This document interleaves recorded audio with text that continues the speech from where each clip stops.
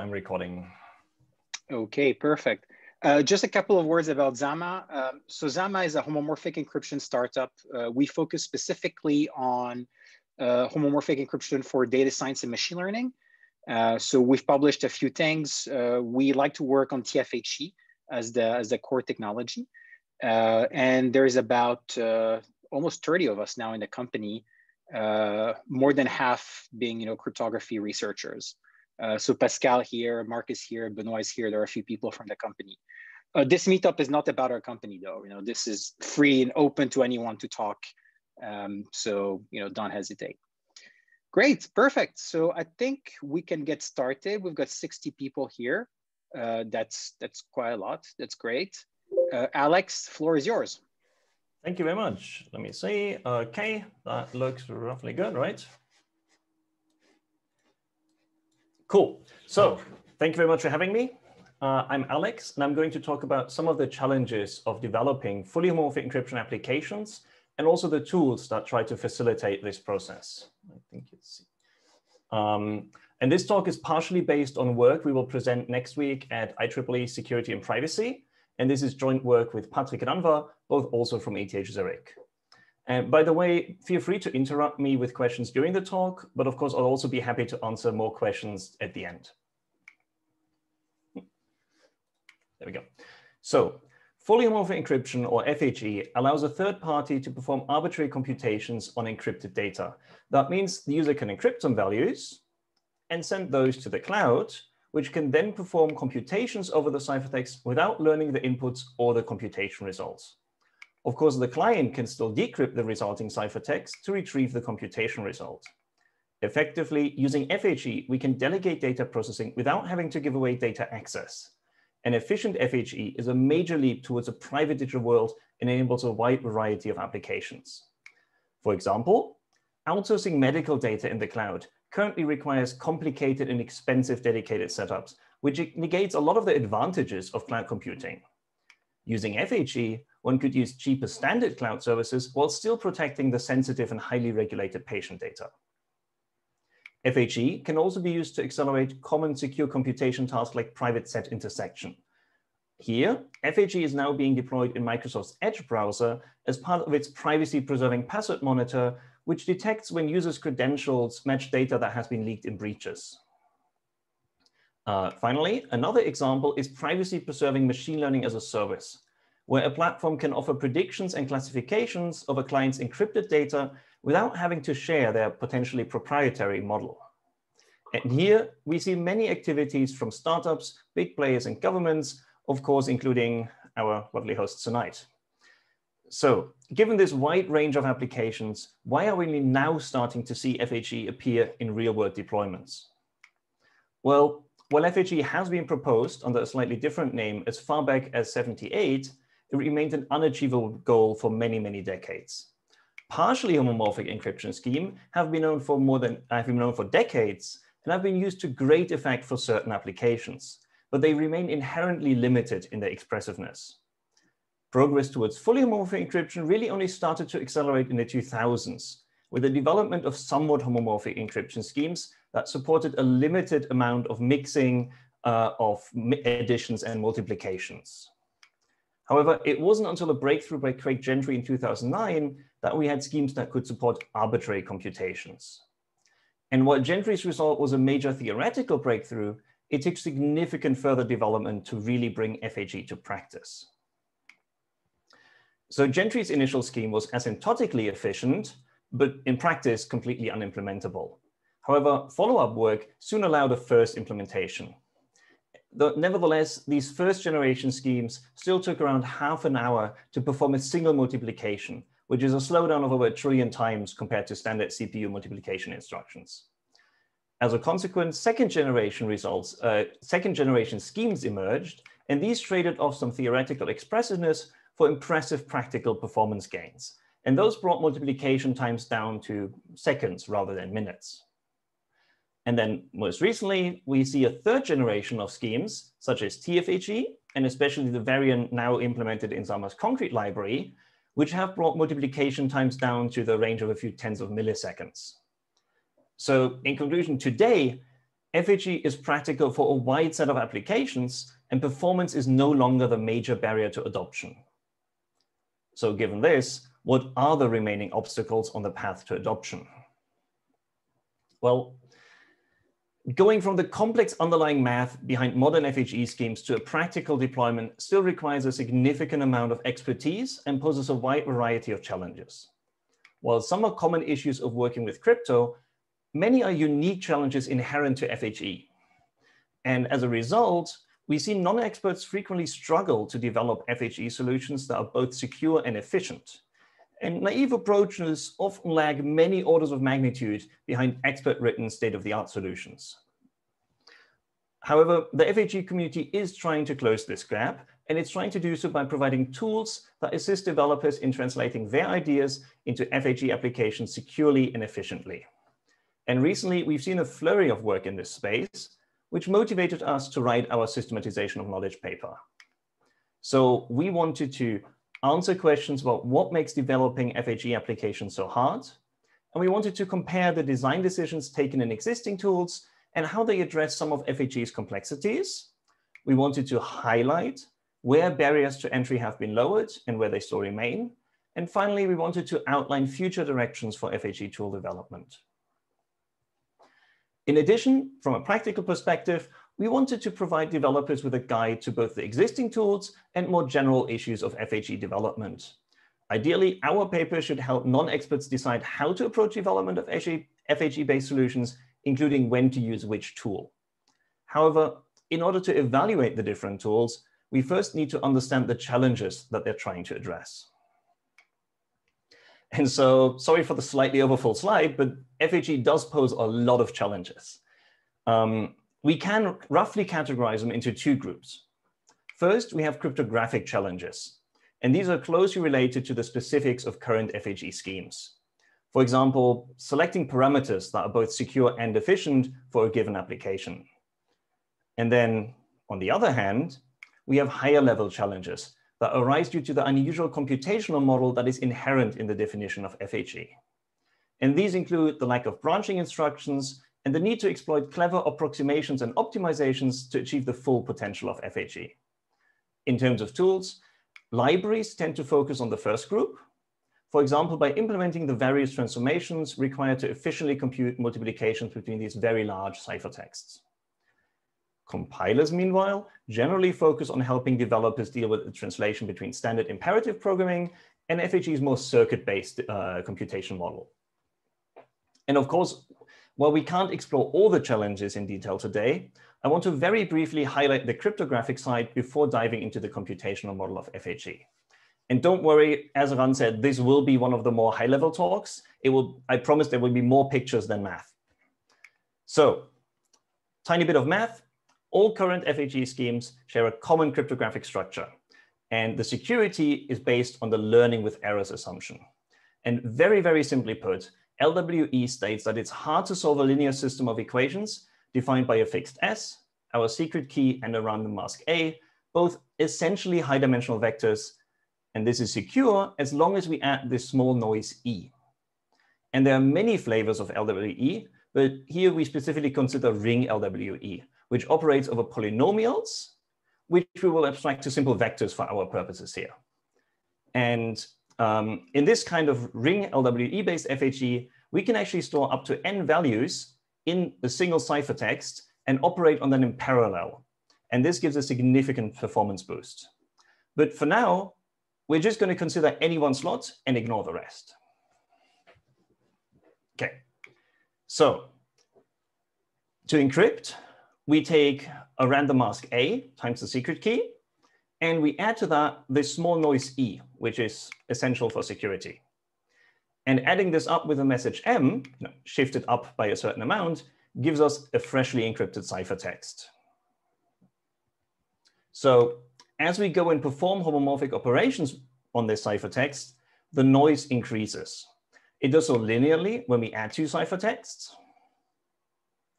but it does so quadratically when we multiply. And eventually the noise will grow too large, and then decryption will fail.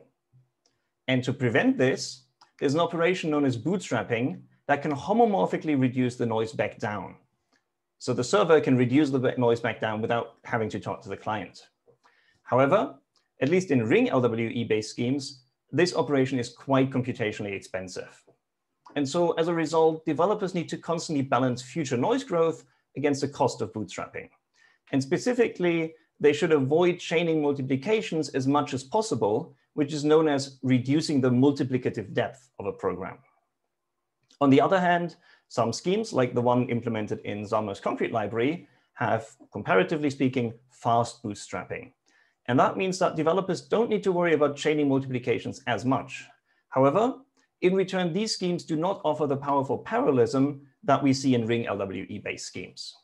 And of course, these kind of schemes pose their own unique challenges and trade-offs. So why did I show you all of this crypto? Well, the inherent interaction between computation and noise growth in FHE schemes means that, for one, we must carefully choose parameters per application. And so this is in difference to most other encryption systems where we have standard bodies that publish existing recommended parameter sets. Here, we actually have to make a careful trade-off between efficiency, security, and correctness, which is application dependent. And developers must ensure that the parameters chosen are both large enough to ensure security and also prevent this noise overflow. And at the same time, the parameters should be as small as possible to achieve the maximum efficiency. And finding these smallest possible parameters for a given application is non-trivial. And at least for now, tool-generated parameters tend to be secure, but highly inefficient. And so the two main parameters in most schemes are the dimension n and the modulus q of our ciphertext space. And generally speaking, larger n and smaller q offer better security. In concrete, we actually have a slightly different optimization problem. Since we can bootstrap efficiently, noise growth, which is the main driver for choosing large q, is less important. And instead, we have to carefully balance several parameters to achieve precise and efficient bootstrapping, which isn't necessarily easier. But back to our example with n and q, where we can see some concrete parameter suggestions established by the FHE draft standard. And together, they define an area in which any parameter choice offers at least 128-bit security. However, we also need to select a queue, and one that is sufficiently large enough to prevent the noise from wiping out our message. So we can actually only consider a small subset of these parameters, i.e. those in the intersection.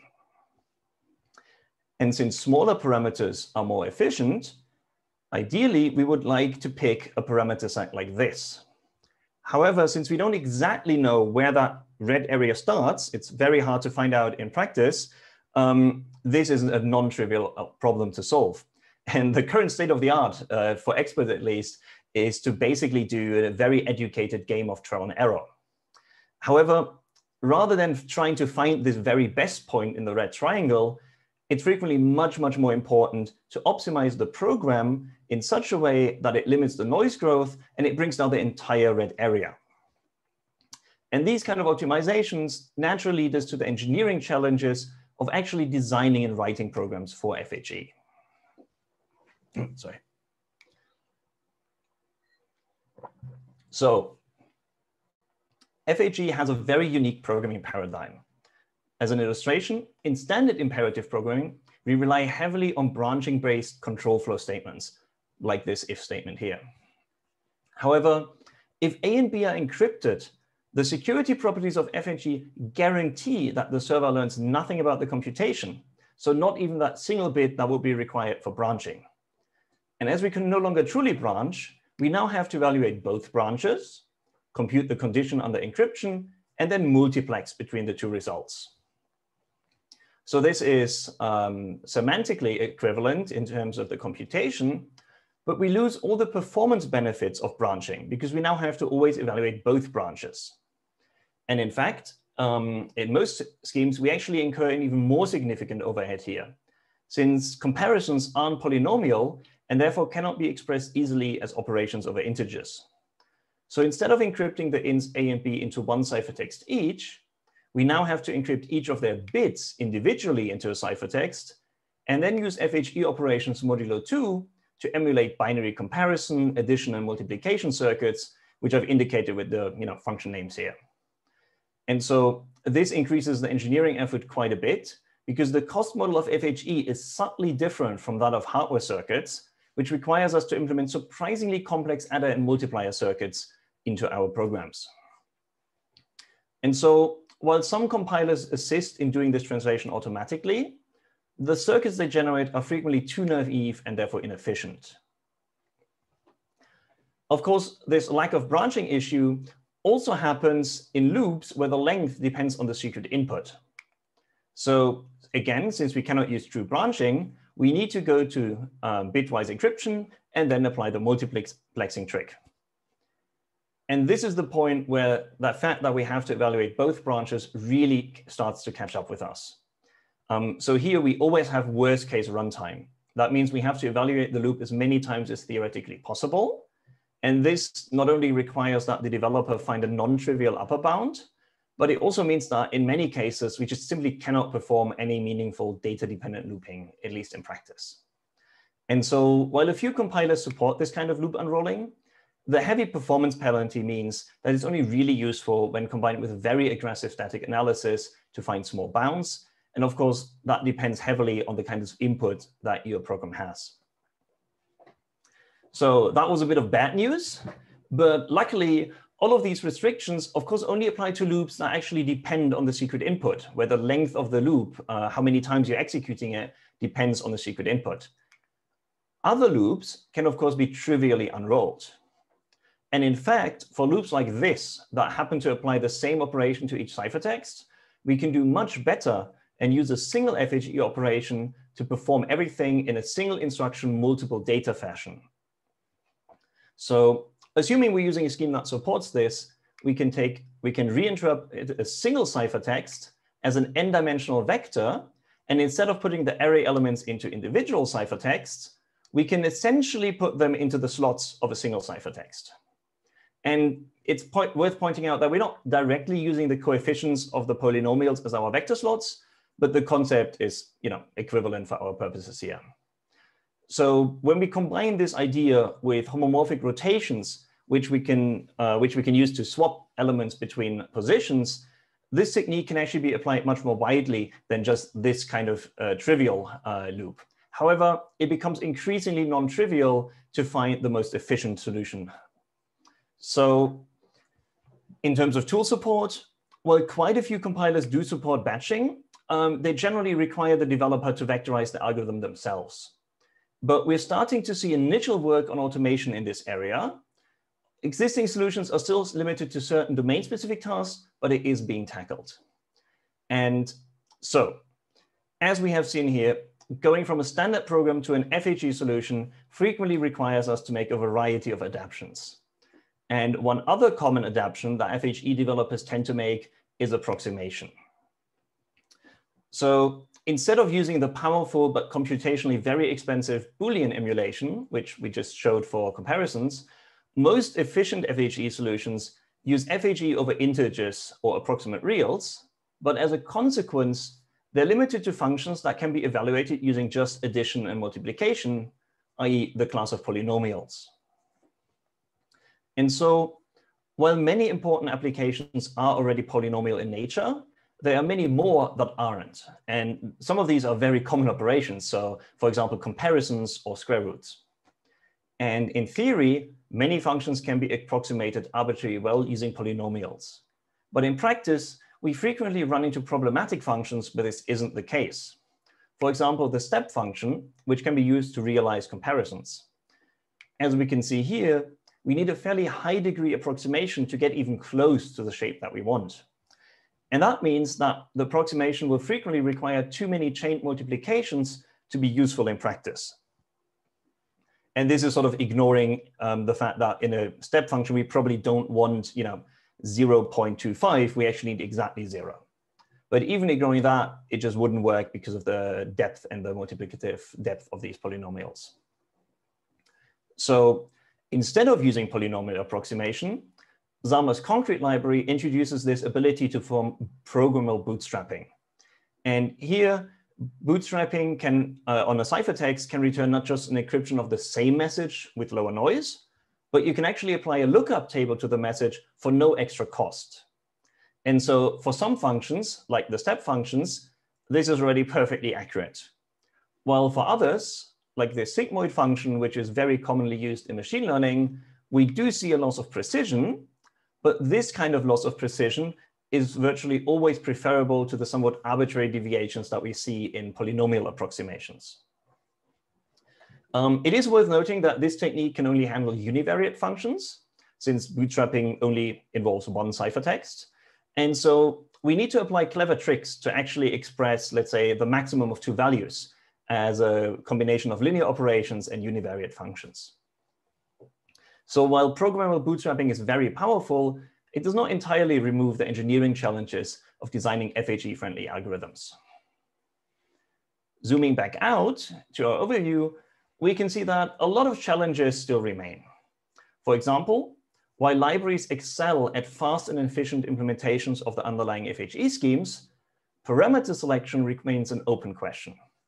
The current default suggestions are usually many times larger than necessary for most applications, leading to unnecessary slowdowns. Compilers, meanwhile, provide some assistance with a different computational model, but of course cannot insulate the developer from these considerations completely.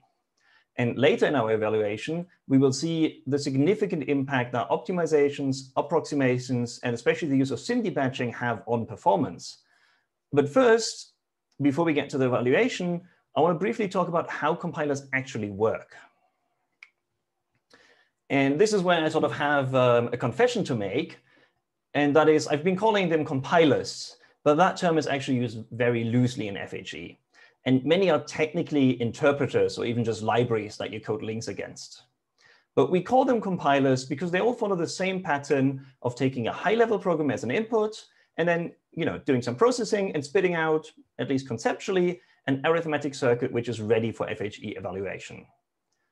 And so when you think about a compiler and maybe you want to build your own compiler, the first choice you have to make is which kind of input language you want to use.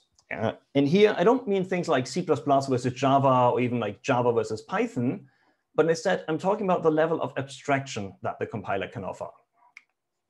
So again, please don't actually try to read this. This is what writing a simple, fully connected neural network, which is sort of like a toy machine learning model, looks like in SEAL, which is an FHE library developed by Microsoft Research. This is about as low level as FHE developers will generally need to go. And as you can see, it's not necessarily easy to read. So we can compare this to an implementation in EVA, which is a general purpose FHE compiler.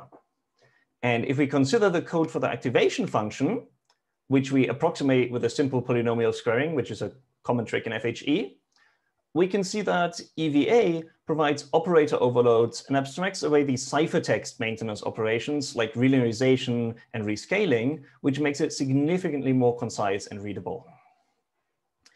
And these improvements start to really add up, as we can see from the matrix vector product function here. So this is the EVA implementation of this function. And this is a shortened version of the equivalent function we wrote in SEAL. So as you can see, EVA offers a dramatic improvement in readability. But we can actually go even further when we start to consider domain-specific tools. So Angular FHE is a tool that offers an FHE backend for the standard TensorFlow library or the TensorFlow framework. And we can actually use TensorFlow's functional API to specify custom FHE-specific parts of our models. In fact, we can go to an even higher level of representation with the C-line compiler, allowing us to stay entirely in the higher level Keras model description language. While this is the most concise program we've seen, we are starting to lose some expressiveness here, and we're starting to be limited to predefined model layers and activation functions. And this is actually a higher level trend that we observe, because more generally, we tend to see a false dichotomy between powerful assembly style languages and these more restricted domain-specific languages. But in fact, there's no inherent reason to against having just both types of API available in one tool. At the same time, we also see libraries generally addressing experts and compilers targeting mostly non-experts. However, experts actually stand to benefit from tools that automate tedious work and reduce time to solution. So maybe compilers should also include support for those experts. Finally, while working with these tools, we noted a variety of sort of smaller user experience issues around setup and configuration. And we hope that as these tools mature, we see these kinds of issues fade into the background. So now that we know what an FHE program looks like, we can start to look at how compilers actually transform them. And so there are three stages of transformation and optimization. First, in program optimizations, we see static analyses like loop unrolling, which can be applied while we still have all the high-level semantic information from the input program.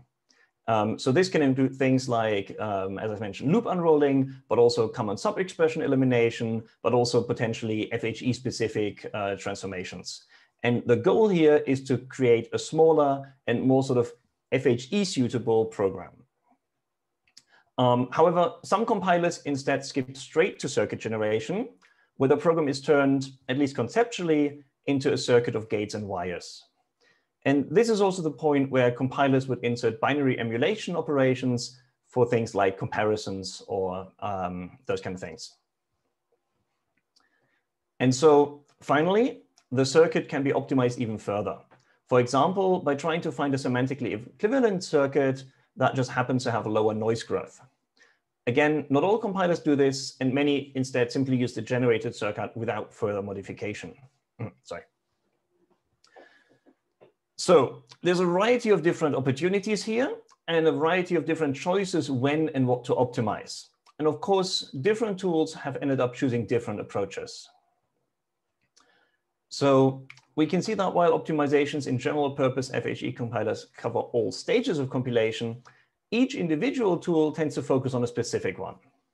So some, like Alchemy and Ramparts, focus on rewriting the input program, and they use heavy static analysis and sometimes even symbolic execution to translate the results and then, to translate the program into a more efficient one.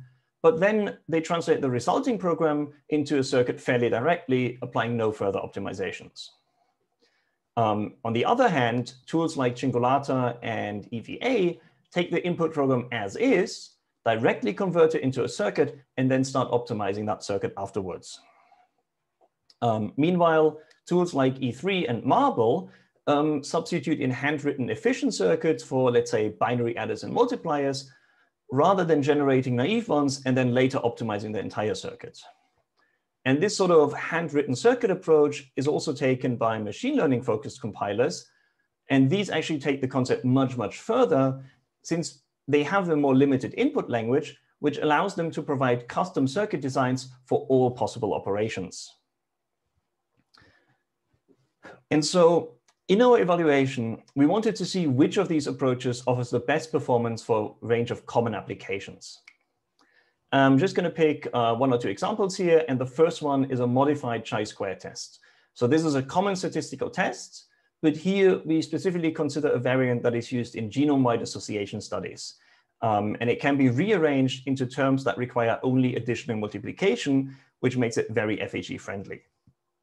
So of course, in a real world deployment, the client wouldn't provide N0 through N2 as direct inputs, but instead these might be the results of a prior computation over some encrypted study results. So here we compare a variety of compilers against both a naive baseline and a manually optimized implementation, which was written directly against an FHE library. And in our evaluation, we distinguish here between tools emulating binary addition and multiplication circuits, so going to binary circuits, and those working directly over the integers, i.e. arithmetic circuits, with some tools appearing on both sides because they support both modes. So we see significant differences even among similar tools. And please note that this is a logarithmic y-axis in this case. So there are some very significant differences here. And they're due to a variety of different reasons, like less efficient underlying FHE implementations or poor automatic choice of parameters in other cases. So we can see that only the EVA compiler manages to achieve the same performance as our expert implementation. I think they're within like a couple dozen milliseconds of each other. So does this mean that we should all use EVA? Yes, in some sense. However, EVA actually targets approximate HE over scalars. And so while approximate HE with sufficient precision work great here in this sort of integer-based problem, this might not be the case for all possible applications. And so you still have to be a bit careful with applying EVA in situations where you need absolute precision. Of course, as I said earlier, if you're working in a specific domain like machine learning, you also have these more domain-focused tools to consider too. So here, our case study focuses on neural networks for MNIST, which is a simple handwritten digit recognition task. It's a standard reference benchmark that is fairly simple, allowing us to evaluate also toy fully connected neural networks, but it actually requires more complex convolutional neural networks to achieve state-of-the-art results. And so here we can test things like the FHE specific cryptonets, or even the more standard and sort of mainstream LINET5 model. So in this setting, it's worth noting that all the models were trained on plain text data, and we replaced the approximation function with squaring, which is fairly common in this kind of FHE. And even though it's a very poor approximation in a mathematical sense, it works surprisingly well in the context of machine learning, and we were able to achieve accuracies close to that of unmodified networks. So what we did is we compared the latency for encrypted inference for the various compilers and models, and of course, our manual implementation. And so I'm slightly ashamed to admit that despite requiring significant engineering effort, our manual implementation was very easily outperformed by both ngraph HE and EVA. And so I think this is a testament, ideally not just to my failures as an FHE programmer, because we did invest quite significant effort into this using state-of-the-art algorithms, but more hopefully a testament to how powerful these compilers can be. So if you're comparing the MLP bars on these here, to the point where they can easily outperform a reasonable effort by a fairly advanced expert developer. So in addition to good performance, ngraph HE is by far the easiest way to work with FHE. However, it starts to break down when we consider real-world networks like LINET5. So note the discontinuity here. EVA, on the other hand, does handle real-world networks like LINET5 with ease, but there isn't a nice, at least not a nice publicly available interface to do machine learning with it. And so we hope that future versions of ngraph HE will incorporate some of the optimizations from EVA to really give developers the best of both worlds. And from our personal experiences in these experiments and the results we see here, it seems clear to us that if you want to see broader adoption of FHE, this must happen through higher level tools like these or the other compilers I presented. So starting to conclude, as we have seen, there is a wide performance gap between naive implementations and expert solutions. While today FHE is fast enough for many applications, non-experts struggle to achieve any kind of practical performance because developing secure and efficient applications still requires solving a variety of crypto and engineering challenges. So while existing tools address important research questions and frequently provide impressive performance gains, they still fall short of delivering on the vision of widely accessible FHE. And this is because current tools tend to address individual aspects of the problem, and this means that they still confront the developer with significant challenges. As an example, sorry, am I missing questions or something? Oh yes, I'm completely missing questions. I'm sorry in chat. I think I'll have to go back to those. That's on purpose. I was waiting for you to finish before I... Oh, okay, sorry. Yeah, so I just saw something flash, but I'm really sorry about that. Yeah, so I will get to those. I'm going to be done fairly soon. I will get back to those questions afterwards. Let me think. Yeah, so as I just said, the current tools, great stuff, but they tend to address individual aspects. And that leaves a lot of challenges for the developers. So as an example, ngraph HE automatically translate neural networks to the unique programming model of FHE, but it requires the developer to manually select the crypto parameters. And this is something that we cannot reasonably expect non-expert developers to be able to do. On the other hand, EVA does handle automatic parameter selection, but it doesn't assist the developer in translating their application to the programming model of FHE in any way.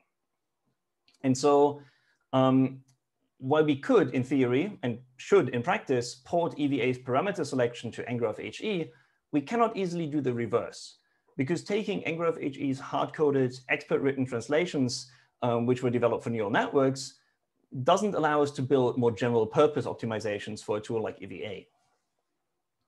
And then finally, there are new challenges appearing on the horizon, and the existing tools just do not consider these at all. For example, with the introduction of FHE-specific hardware accelerators, we will need to start considering larger FHE tasks being deployed to clusters of potentially heterogeneous hardware. And this requires making the cost models of the different schemes and the different hardware platforms explicit rather than implicit as it is now. And it will most likely require developing a more robust intermediate representation that can then be retargeted to specific hardware on the fly. And so while these are issues that we've already seen in other domains, such as distributed computing, I expect that the unique challenges of FHE will force us to develop novel approaches here too. Going forward, I believe that we need a practical end-to-end toolchain that handles all aspects of FHE development. And this is because even though the current tools address many issues, we have seen that working with them still requires nearly the same high level of expertise overall. And currently, the major remaining obstacle towards such accessible FHE is the experience and expertise that is required to rewrite applications to match the unique programming model of FHE. And so we are currently designing an end-to-end toolchain that can take programs written in standard imperative programming paradigms and automatically optimize them for FHE. So what it's doing, it's rewriting them to match the computation model of FHE, here with a specific focus towards SIMD parallelism. And the goal is to insulate developers from the difference in the programming paradigm as much as possible, given the limits of FHE computations being inherently data independent.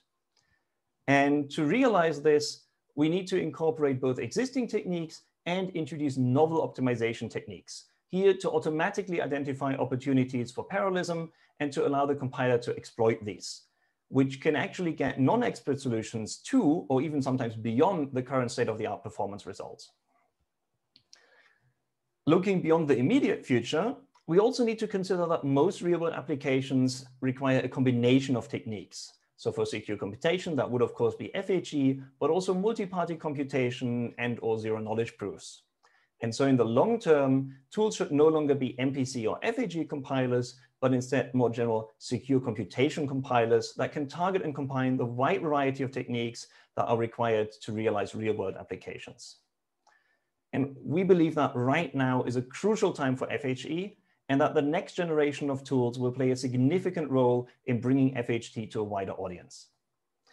With that, I would like to thank you for your attention, and you can check out the preprint of our upcoming Oakland paper already on arXiv, and our GitHub repo contains further details and also ready-to-run Docker images, which should allow you to easily experiment with some of these tools. Thank you again.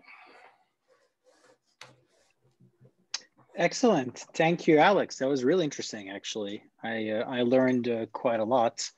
So quite a bunch of people in the meetup today are actually contributors to some of those projects.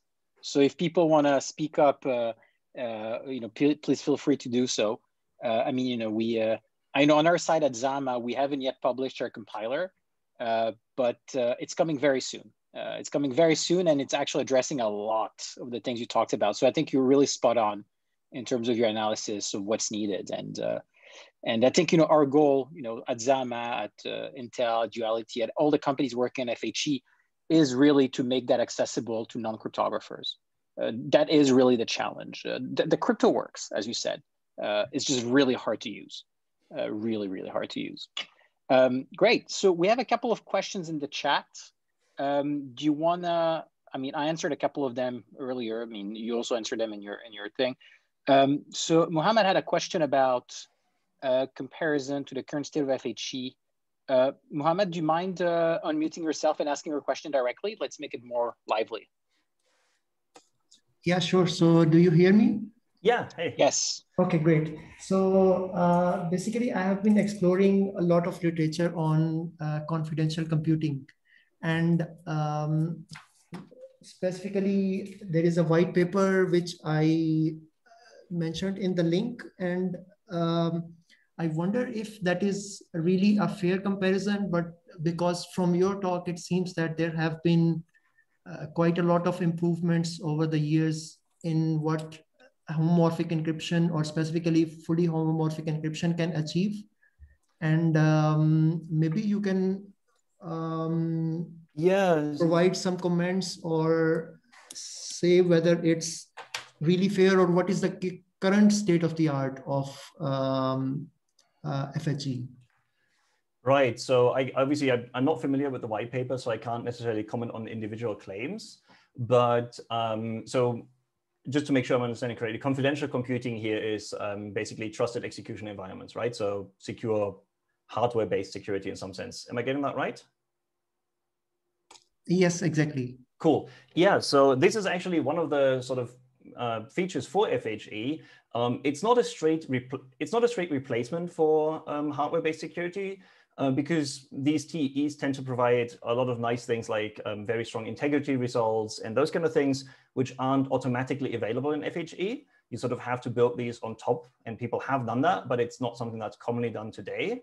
But so one of the examples where maybe currently you would be using a TEE-based security for medical cloud outsourcing, or even just dedicated outsourcing, here you could use FHE, especially if you don't necessarily distrust the cloud provider because of, you think they're malicious, but it's just because you have a legal liability and regulatory compliance obligations to keep the data protected. And here you can just use FHE without any sort of additional techniques. But then, yes, if you really want to achieve the same properties, if you want to achieve the same guarantees that TEs give without the trust assumption in some third party, you do need to extend FHE with a couple other techniques.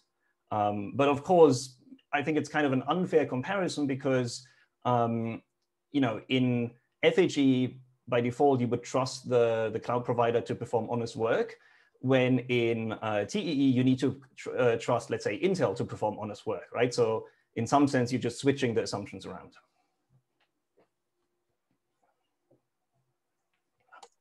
And can you also maybe comment on the scalability, like comparison in the sense of how scalable is FHE compared to these trusted execution environments currently? Right, so I'm not completely familiar with the current state of the art. I know that some of them are getting much better at accessing memory, sort of like larger amounts of memory. But at the moment, in some sense, FHE is actually easier to make work for, let's say, large machine learning applications, right? Because you have a lot of data that's touching the secret data. So that would mean, let's say you have a machine learning model with a couple million parameters. That's a couple million bytes, right? And that's a tall order for many, many TEE systems, as far as I'm aware. Whereas with FHE, because the only thing that needs to be encrypted is the actual ciphertext for the inputs, all the other data, right, because of the strong properties of FHE, can just be, in your memory, and so can the ciphertext. And so here, I think it's actually much easier to realize things with FHE than with TE. And the scalability, I think, sorry, I didn't address that probably. I think in some sense, like this burns a lot of CPU cycles, but they're your old CPU, versus with TEE, you would probably have to make massive investments into the hardware to get a large sort of cluster with, high performance TEE. And so for very large companies, FHE, I think, is actually more feasible because, consuming 100 times more resources is an expense, but it's a much smaller expense than having to swap out entire, a series of global data centers. Right. Thank you very much. Thank you, Alex. We have a few more questions. Eric, do you want to ask your question?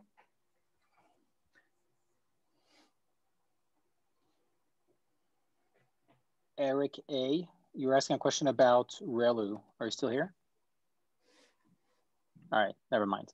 I mean, I can maybe quickly, oh yeah, so yeah, I can quickly go to ReLU. ReLU. Oh, Alex, we lost you. Yeah, sorry, I accidentally managed to unplug myself there.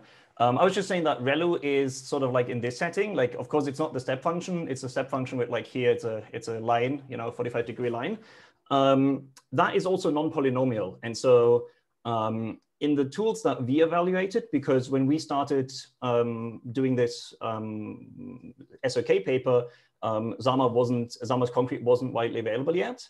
So we only looked at sort of this setting with polynomial approximation. And here, ReLU doesn't give you any advantage over any other technique because they all need to be approximated.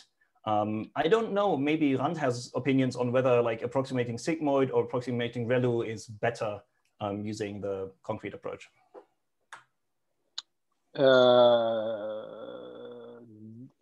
I think it's not so much about the shape of the function. So because, I mean, anything you can tabulate, you can represent I mean, you can do it a programmable bootstrap. I think it's just that when you're tabulating, effectively you're discretizing. And so if you have too much variation, that basically gets erased between two of those steps, that obviously is like the worst case scenario. So I think ReLU is actually fairly simple, to be honest.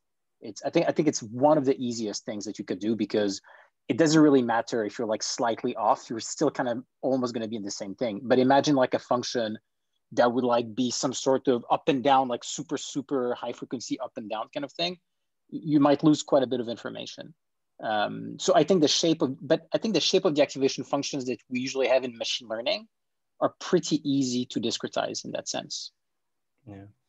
And I mean, it even worked with x squared. So it doesn't work with x squared by default, but if you use ax squared plus bx, so slightly more complex, and you make a and b learnable parameters, you can make fairly decently sized neural networks work, like LeNet 5, for example. But then you start to hit a wall where you just you're adding too much error and too much approximation error into it. Yeah. I think we should have a session specifically on the homomorphic machine learning down the line. We certainly learned a lot about how to make machine learning FHE friendly. Yeah, there's a zillion things to consider. So I think maybe Pascal, maybe we can think about doing like a presentation with our compiler and with basically telling people about what we learned. I don't know. Absolutely. That'd be awesome.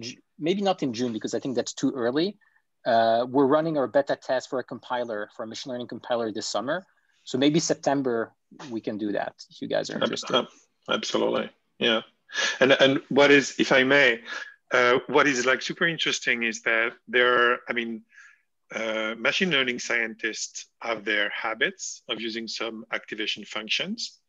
And there is what is of interest to us is, of course, the intersection between these machine learning techniques and FHE-friendly programming.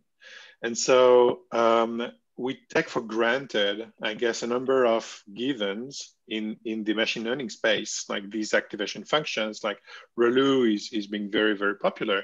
But there actually are plenty of experimental approaches in machine learning as well, where you try to discretize the activation function, and so that your activation signals are actually discretized and the weights are discretized. And this seems to be like much more FHE friendly in a sense.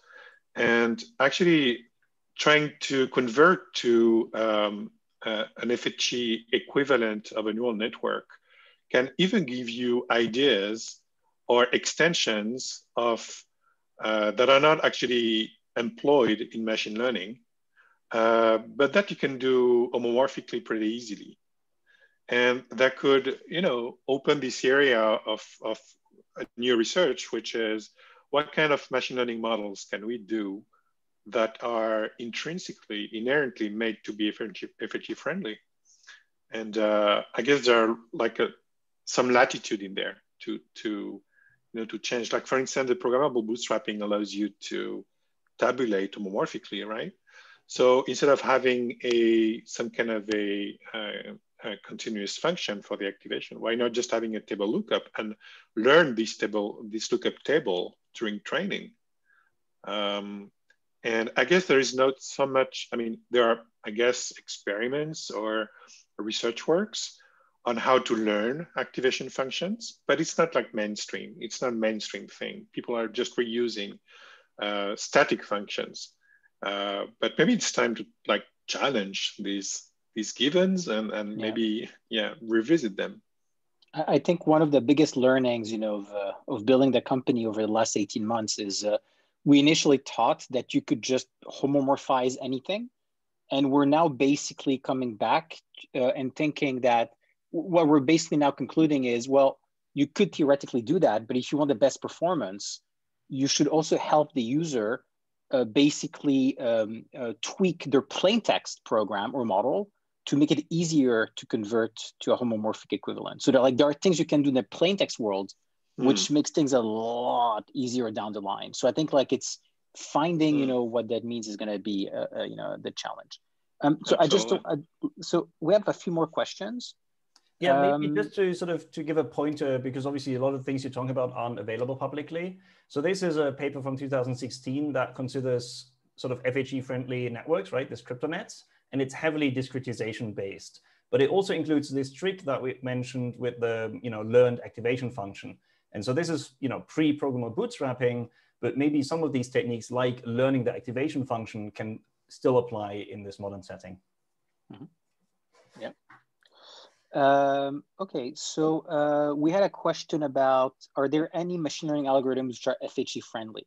By the way, guys, I think it's more friendly for Alex if you ask your questions directly. It'll be a little bit less, procedural. So if you have a microphone, sorry, Eric, I know you don't have one, but if you have a microphone, okay, just unmute yourself and ask it. Okay, perfect.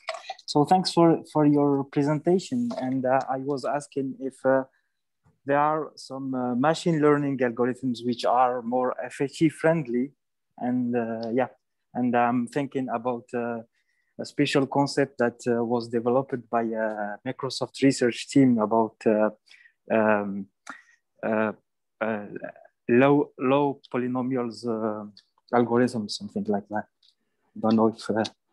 Right, so I guess in the context of this, I've always been looking at deep neural net, deep learning, right? So neural networks.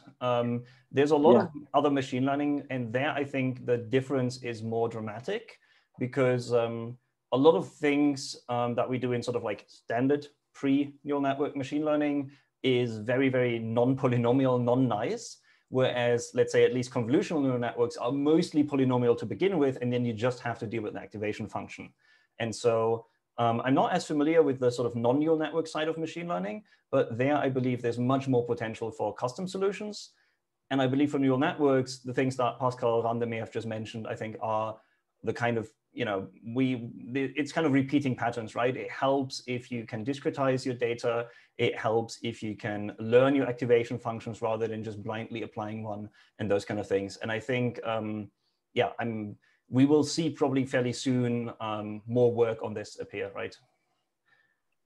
Thank you. If you're interested, actually, I think a good source to see sort of old style FHE stuff for machine learning would be the I- competition. So the I- competition is basically tailored to work with, I would say, older FHE schemes, which doesn't require nonlinear functions and things like that. So typically, people who win the competitions are not using deep learning, they're using simpler machine learning models. But that should give you an idea of a wide range of techniques that actually can work. And usually the winners are actually publishing their papers. So Ilaria, who's in our team, actually, I think was on the winning team last year, if I'm not mistaken, or 2019, I don't remember. Yeah. So I think that's always a good way to see what you can do that is not deep learning in FHE effectively. But if you ask me, I think it would be great if I- had a deep learning aspect as well, because then at least we could compare deep learning methods, which I think is really what you're talking about here, Alex. Okay, great. Guillaume, you're asking a question. Hello, can you hear me? Yeah. Yes. Okay. Yeah, I just wanted to know if you considered also asymmetric encryption for homomorphic encryption, or only symmetric, and if you did, then which tools do support it? Right, so the good news in FHE is that you basically, from pretty much any symmetric FHE scheme following this sort of LWE pattern that I showed, you very trivially get a public key scheme. And so as far as I know, most implementations actually support public key settings.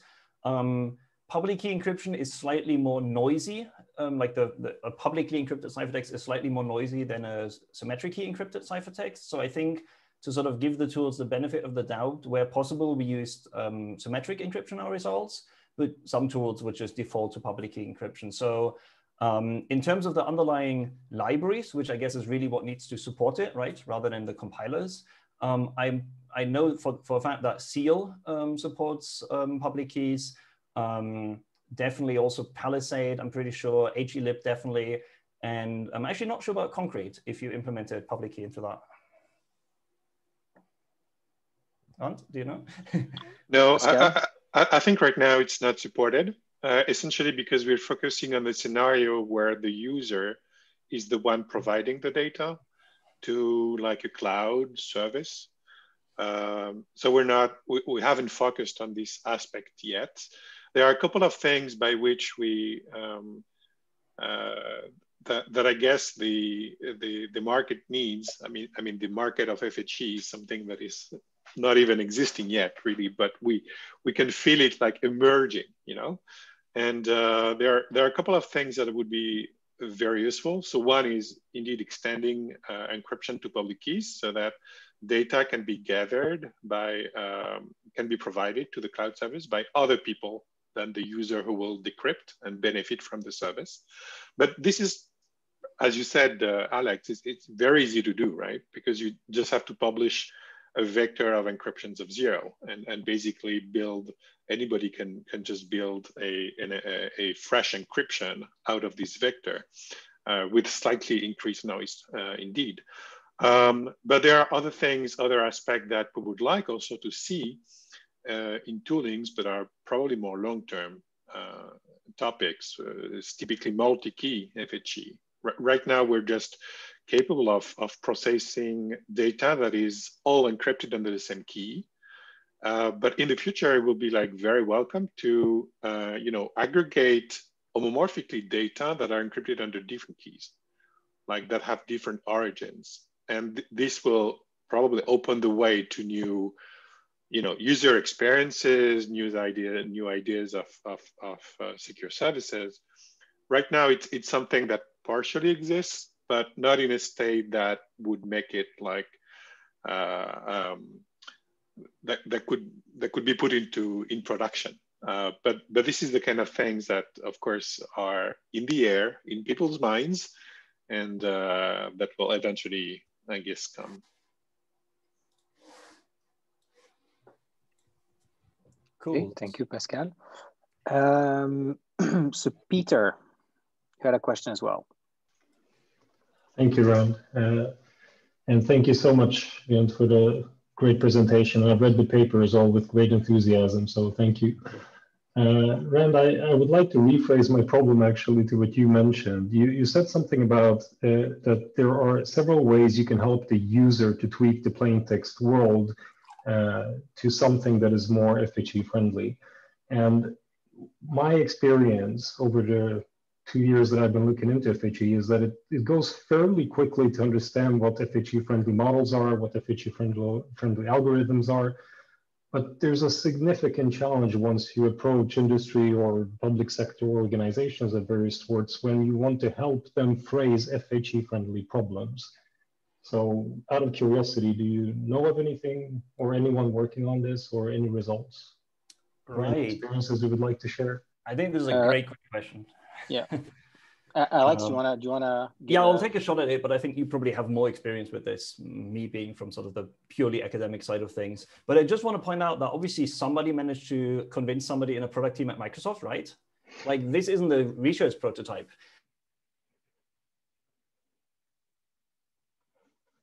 Oh, Alex, we lost you.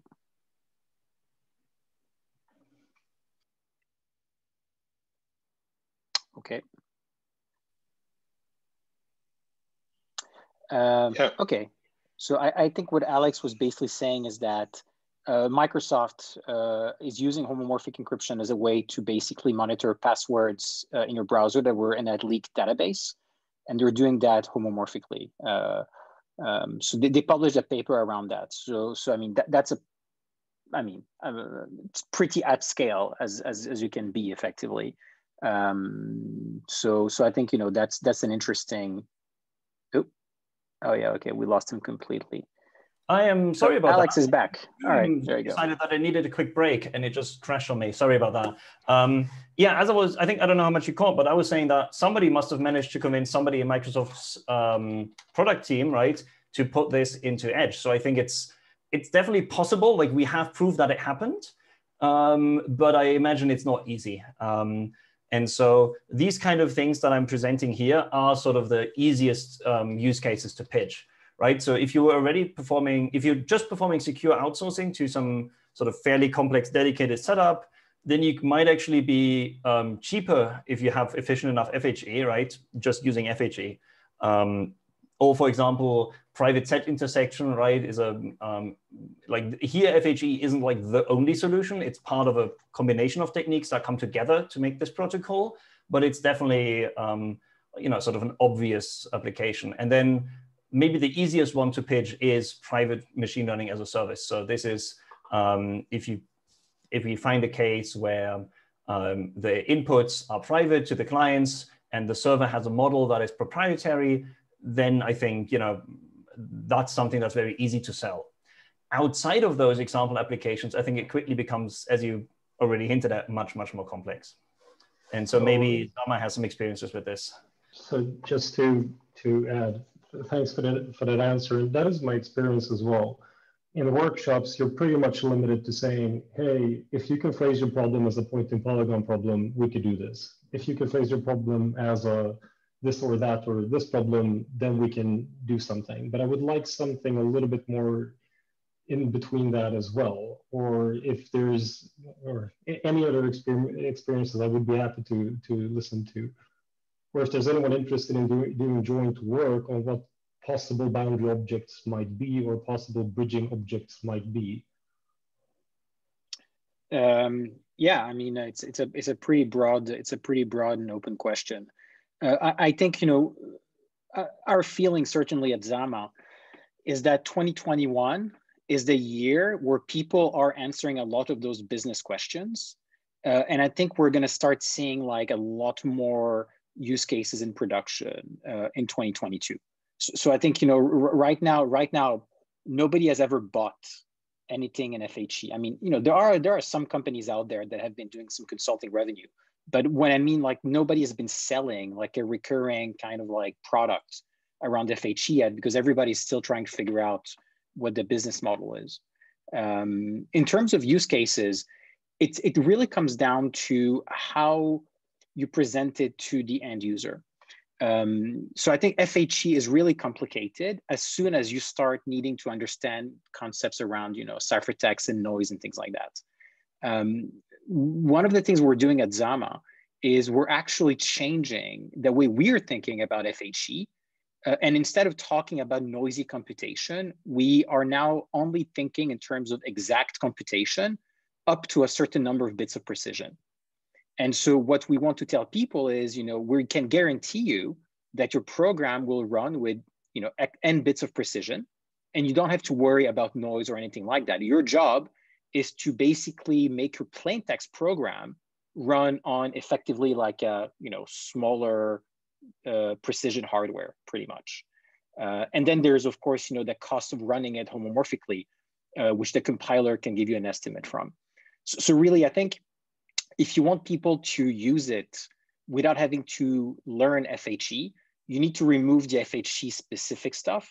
And you have to basically consider homomorphic encryption as a slower, lower precision hardware that people are running on, which I think is a lot more affordable, intellectually speaking, for someone who doesn't know anything about cryptography, because you're basically already doing that in many ways when you're, for example, you know, porting your program to an edge device, or when you want to use some accelerator with very specific instructions or like specific precision. So I think like that's really the challenge is how do you abstract away homomorphic encryption, but still provide the tools for people to build plain text models that will work homomorphically correctly. So I mean, I can give you a little bit of a teaser, but you know, one of the things we've done at Zama, we're going to be beta testing this summer, is we've re-implemented NumPy to work homomorphically. So you can give us a NumPy program and we'll run it homomorphically. And so, you know, that's a lot easier for people to play with and understand. You know, it's like if you're a data scientist, you understand NumPy, then it works homomorphically. You might not be able to do it with 64-bit, you know, double floating point precision. But if you do it like, you know, on a smaller precision, then it's going to work off the shelf.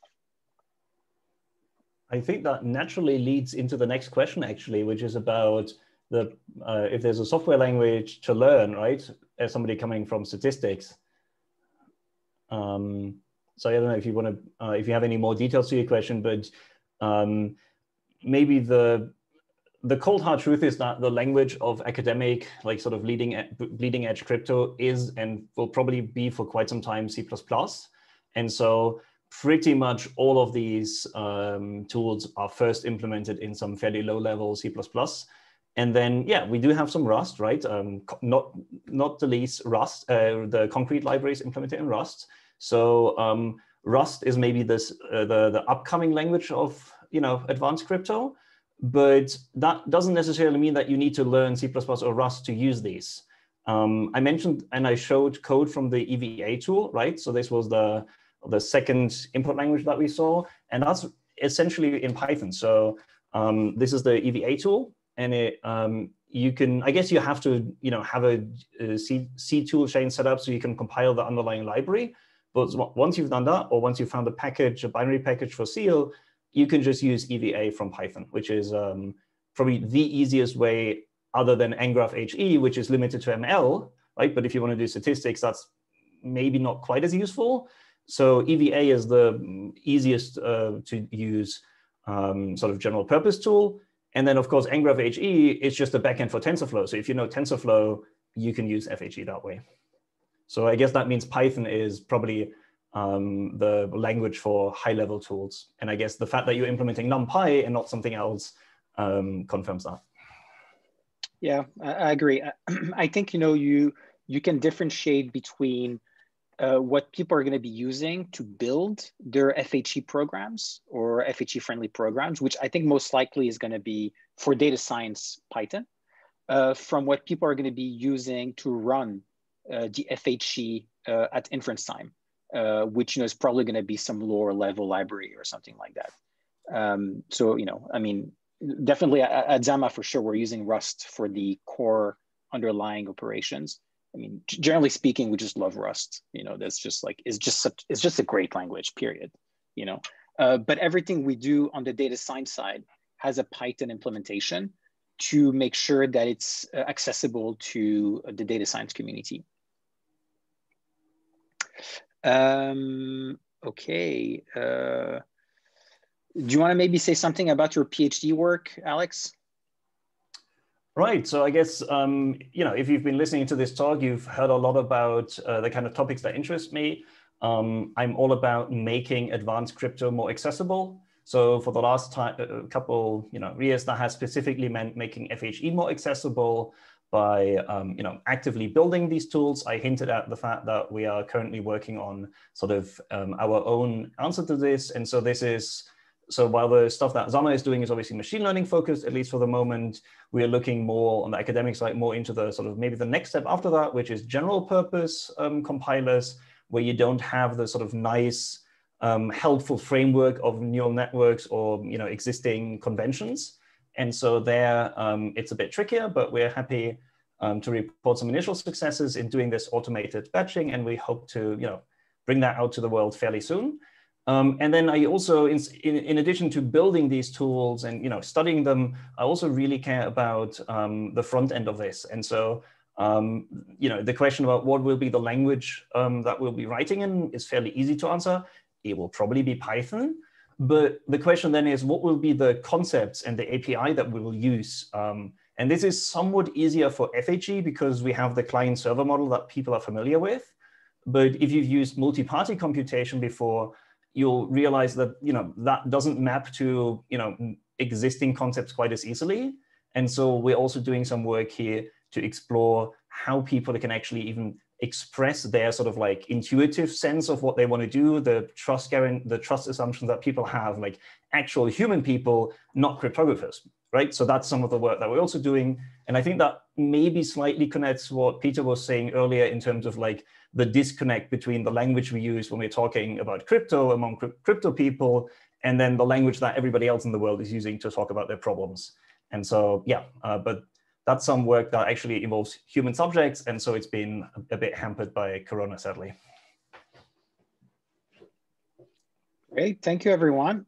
We don't have any more questions in the chat. Does anyone have a question that they'd like to ask directly?